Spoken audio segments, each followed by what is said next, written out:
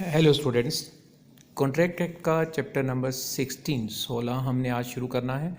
Chapter का नाम है contract of bailment and pledge, जो सेक्शन 148 से लेके 181 तक में एक्सप्लेन किया गया है। बेलमेंट का मतलब हिंदी में होता है निक्षेप। अगर हम बेलमेंट शब्द की बात करें तो बेलमेंट एक ऐसी सिचुएशन है जो हम रियल लाइफ में रोज़ यूज़ करते हैं और हमें किसी भी स्टेज पर ये पता ही नहीं होता कि हम उस एक कॉन्ट्रैक्ट को यूज़ कर रहे हैं, हम एक लीगल सिचुएशन में एंटर कर रहे हैं। इसका बड़ा सीधा सा एग्जांपल हम लेते हैं। सपोज़ अगर आपने अपने दोस्त को अपना मोबाइल थोड़ी समय के लिए यूज़ करने के लिए दिया, तो क्या एक लीगल सिचुएशन है? शायद आपको लगता है नहीं, ये कोई लीगल सिचुएशन नहीं है।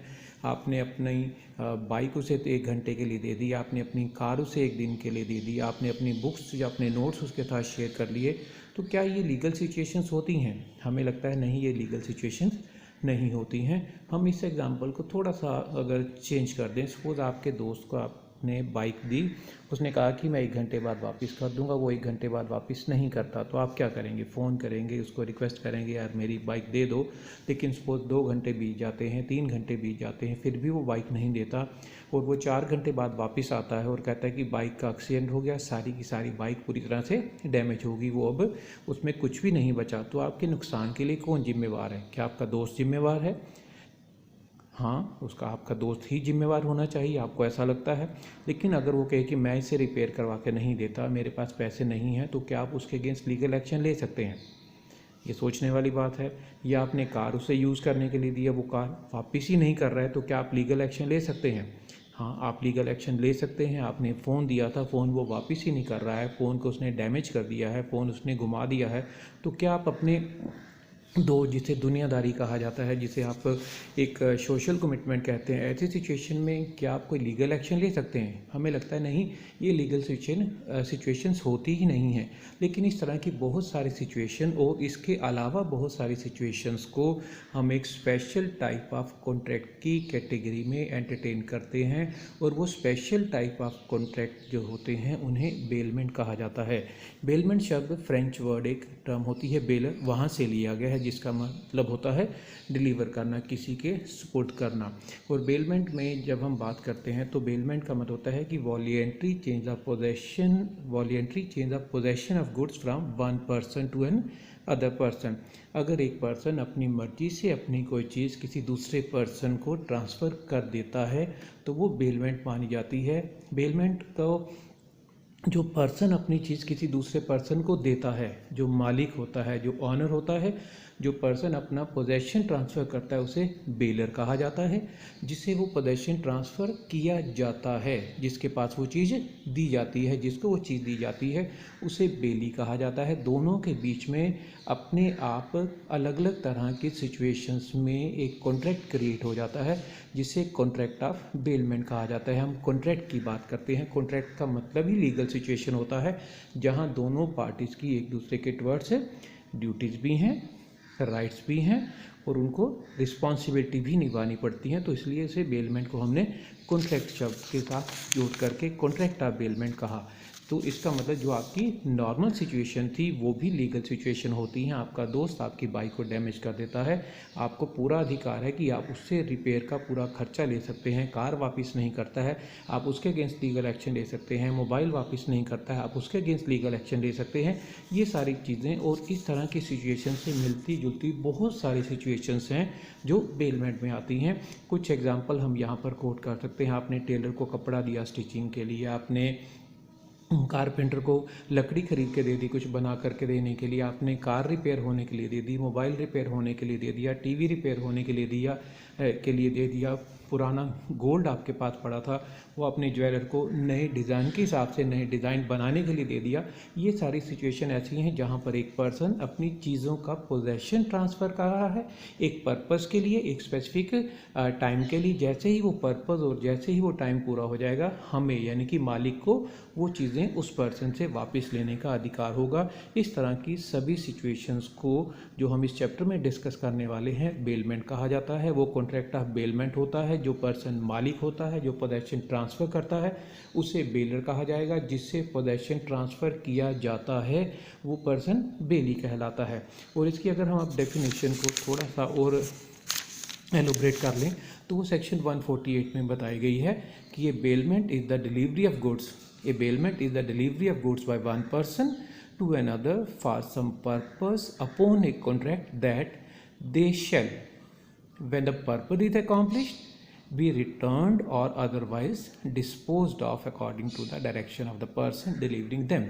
इसका मतलब क्या हुआ कि एक पर्सन जब अपनी मर्जी से अपनी चीज़ें दूसरे पर्सन को ट्रांसफ़र करता है, पोजेशन ट्रांसफ़र करता है एक पर्टिकुलर टाइम के लिए, एक पर्टिकुलर पर्पस के लिए, एक पर्टिकुलर काम के लिए, इस इंटेंशन के साथ कि जैसे ही वो पर्पस, जैसे ही वो काम, जैसे ही वो समय पूरा हो जाएगा उससे वो चीज़ें जैसा उसने कहा था उन चीज़ों पे काम करना है, उन चीज़ों से कोई यूज़ करना है दूसरे पर्सन ने, वो काम पूरा हो जाने के बाद उससे वो चीज़ें उस पर्सन से खुद वापस लेने का अधिकार होता है। या हम मालिक होने के नाते ये कह सकते हैं कि मेरी चीज़ें मुझे ना दे करके मेरे दोस्त को दे दी जाए, मेरे एजेंट को दे दी जाए।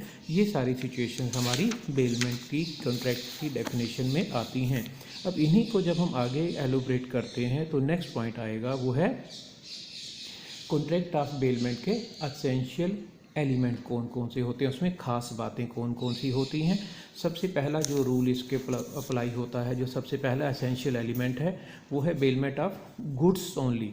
बेलमेंट सिर्फ गुड्स पर अप्लाई होता है। गुड्स का मतलब हमने सेल्स ऑफ गुड्स में डिस्कस किया था, जिसे मूवेबल गुड्स कहा जाता है। जिन चीज़ों का पोजेशन एक पर्सन से निकल करके दूसरे पर्सन तक जा सकता है वो मूवेबल गुड्स कहलाती हैं।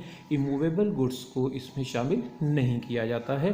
फिर इसमें जो सेकंड फीचर होता है वो होता है transfer of possession of goods, जैसे डिलीवरी ऑफ गुड्स भी कहा जाता है। बेलमेंट का सबसे इंपॉर्टेंट फीचर होता है transfer of possession of goods. Goods का पोजेशन एक पर्सन से निकल करके दूसरे पर्सन तक जाना जरूरी होता है, तभी वो गुड्स दूसरे पर्सन को डिलीवर हुई मानी जाती हैं, उसको ट्रांसफ़र हुई मानी जाती हैं, तभी बेलमेंट की सिचुएशन अराइज होती है, अदरवाइज बेलमेंट हो ही नहीं सकता। गुड्स की डिलीवरी एक्चुअल भी हो सकती है, वो सिंबॉलिक भी हो सकती है, वो डिलीवरी कंस्ट्रक्टिव भी हो सकती है, जैसा हमने सेल्स ऑफ गुड्स एक्ट में भी डिस्कस किया था डिलीवरी ऑफ गुड्स के केस में। यानी कि आप चीज़ों को एक्चुअल में उसे हैंड ओवर कर सकते हैं, सिंबॉलिक तरीके से कर सकते हैं। जो हमने उसे बाइक की चाबी दे दी, सपोज एक्चुअल का मतलब आपका दोस्त आपके पास आया, आपने उसे बाइक, आप बाइक के पास खड़े थे, उसने बाइक मांगी, आपने bike they the, actual delivery of goods हो गया। सिंबॉलिक का मतलब कि आप क्लास में थे, आपका फ्रेंड आया, यार बाइक की चाबी दे दो, आपने चाबी दे दी, ये सिंबॉलिक हो गया। कंस्ट्रक्टिव का मतलब हो गया कि आपने वो चीज़ें थर्ड पर्सन के पास पड़ी थी, थर्ड पर्सन को ये कहा कि ये चीज़ें फलां पर्सन को, मिस्टर एक्स को दे दी जाएं, और वो कहता है ठीक है मैं दे दूंगा, ये कंस्ट्रक्टिव डिलीवरी हो गया। इन तीनों में से किसी भी तरह से गुड्स डिलीवर की जा सकती हैं, लेकिन पोजेशन का ट्रांसफ़र होना मस्ट होता है, तभी कॉन्ट्रैक्ट ऑफ बेलमेंट की सिचुएशन अराइज होती है। फिर नेक्स्ट जो फीचर है वो होता है कॉन्ट्रैक्ट। बेलमेंट अपने आप में पूरी तरह से एक लीगल सिचुएशन होती है, वो कॉन्ट्रैक्ट होता है। इसलिए कॉन्ट्रैक्ट के लीगल होने के लिए जितने भी फीचर हमने सबसे पहले वाले चैप्टर्स में डिस्कस किए थे, कॉन्ट्रैक्ट एक्ट के चैप्टर नंबर 3 में डिस्कस किए थे, वो सारे फीचर्स यहाँ पर होने चाहिए, तभी वो एक कॉन्ट्रैक्ट वैलिड बनता है, लॉफुल बनता है, लॉ से एनफोर्सेबल बनता है, नहीं तो वो सिर्फ और सिर्फ एग्रीमेंट रह जाता है।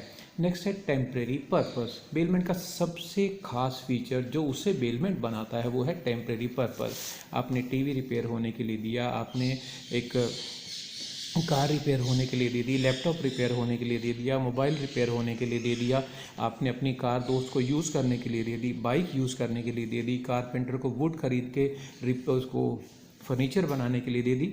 यहाँ सभी सिचुएशन में पर्पस क्या होता है? टेम्परेरी। हम काम करवाना चाहते हैं, हम उसकी मदद करना चाहते हैं, तो ये सिचुएशन टेम्परेरी होती है। काम पूरा हो जाने के बाद, पर्पस पूरा हो जाने के बाद हमें हमारी चीज़ वापस प्राप्त करने का अधिकार होगा ही होगा।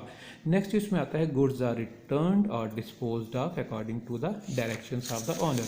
वो चीज़ें किसे वापस की जानी है? ऑनर को, हमें, या जैसा हम कहें हमारे अनुसार वो चीज़ें डिस्पोज ऑफ, यानी कि वो हमें हमारे द्वारा कहे गए तरीके से ही मिलनी चाहिए। तो ये सारे फीचर्स होते हैं जो आपको बेलमेंट के एसेंशियल एलिमेंट में मेंशन करने हैं। फिर इसके बाद बेलमेंट के इसी पार्ट में हम एक और पार्ट कवर करने की लिए डिस्कशन करेंगे, वो है types of contract of bailment. Bailment वही है कॉन्ट्रैक्ट का मतलब भी वही है। यहाँ अलग अलग सिचुएशंस हो सकती हैं बेलमेंट की, जो हमने वन बाय वन डिस्कस करनी है। सबसे पहली सिचुएशन होती है on the basis of objective. Goods का पोजेशन चेंज हो रहा है, उसका ऑब्जेक्टिव क्या है, उस हिसाब से उस कॉन्ट्रैक्ट ऑफ बेलमेंट का नाम आपको उस कैटेगरी में मेंशन कर देना है। जैसे bailment for safe custody. Bailment for safe custody का मतलब बैंक के लॉकर में रखी गई ज्वेलरी, ये उसका एक एग्जांपल है। आप टूरिस्ट प्लेस पर जाते हैं, क्लॉक रूम में जो सामान रखते हैं, वहाँ रखा गया सामान सेफ कस्टडी के पर्पज़ के लिए होता है, वो बेलमेंट क्या है, सेफ कस्टडी के लिए।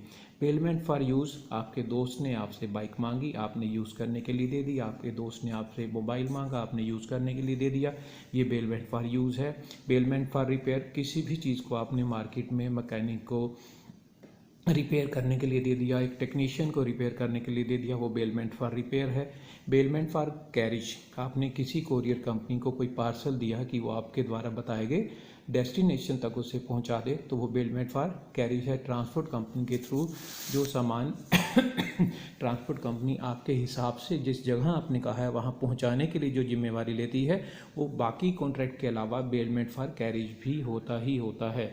बेलमेंट फॉर अल्ट्रेशन, जैसे हमने कहा कि हमारी चीज़ है, हमने दूसरे पर्सन को दी कि उसमें कुछ मॉडिफिकेशन करेगा, अपग्रेडेशन करेगा, लेकिन हमारे कहे अनुसार टेलर को आपने कपड़ा दिया स्टिचिंग के लिए कि आपने सूट बनवाना है, टेलर को आपने क्लोथ दे दिया तो वो स्टिचिंग करेगा। तो नेचुरल सी बात है, जो पहले वाली शेप है उसमें अल्ट्रेशन होगा। वुड आपने दे दी, लकड़ी खरीद के कारपेंटर को दे दी, आपके हिसाब से वो चीज़ें तैयार करेगा, वो बेलमेंट फॉर अल्ट्रेशन है। पुराना गोल्ड दे दिया कि नए डिज़ाइन बनाएगा, वो बेलमेंट फॉर अल्ट्रेशन है।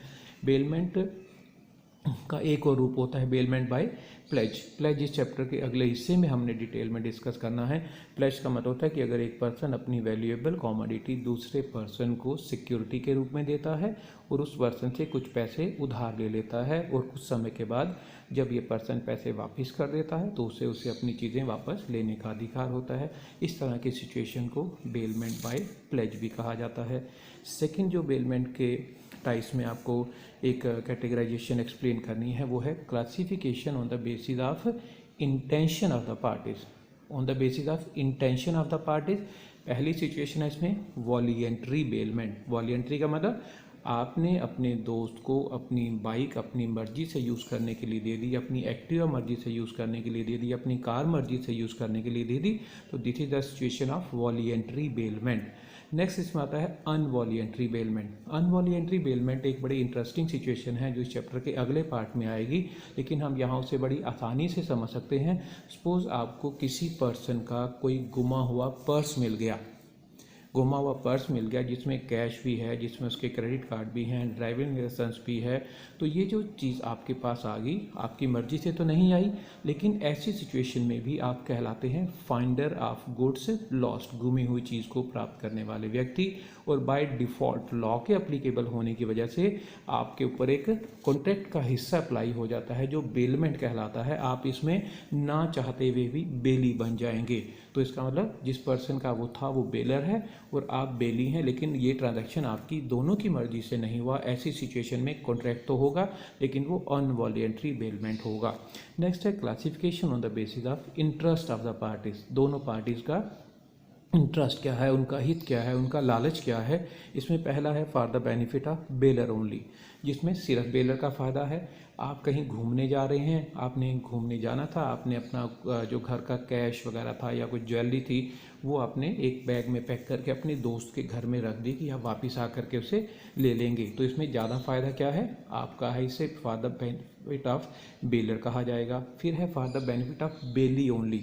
आपके दोस्त ने आपसे बाइक मांगी कि मुझे एक दिन के लिए बाइक चाहिए, मुझे कुछ काम करने हैं, आपने बाइक दे दी, तो यहाँ किसका फ़ायदा है, बेली का ज़्यादा फ़ायदा है, लेकिन ये कॉन्ट्रैक्ट बेलमेंट का तो है ही है। फिर है for the benefit of both, जहाँ बेलर और बेली दोनों का ही फ़ायदा है। तो इसका मतलब जहाँ पर आपने अपनी कार सपोज रिपेयर करने के लिए दे दी तो आपका फ़ायदा है कि कार रिपेयर हो जाएगी, मैकेनिक का फ़ायदा है कि इसको रिपेयर करने के बदले में पैसे मिल जाएंगे।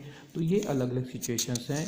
एक और कैटेगरी इसमें हो सकती है classification on the basis of consideration. This is something very interesting जो आपको बिल्कुल क्लियर होना चाहिए।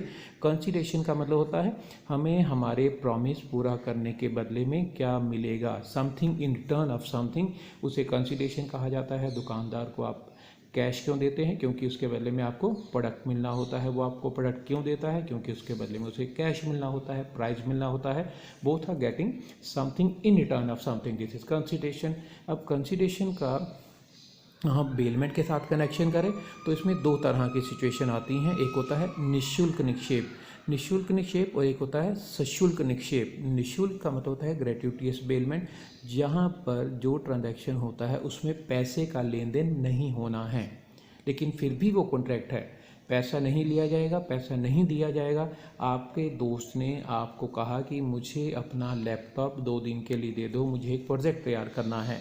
आपने उसे वो लैपटॉप दे दिया तो ये कॉन्ट्रैक्ट ऑफ बेलमेंट है, लेकिन आपने उसे जो लैपटॉप दिया 2 दिन के बाद आप उससे उसका किराया मांगने वाले नहीं हैं, लेकिन उसके बावजूद ये कॉन्ट्रैक्ट ऑफ बेलमेंट है। यहाँ पर कंसीडरेशन मॉनिटरी फॉर्म में ना होकर के एक पर्सन के द्वारा दूसरे पर्सन को पहुँचाया गया जो बेनिफिट होता है उस फॉर्म में कंसिडर किया जाता है, जो पूरी तरह से लॉफुल है, लीगल है।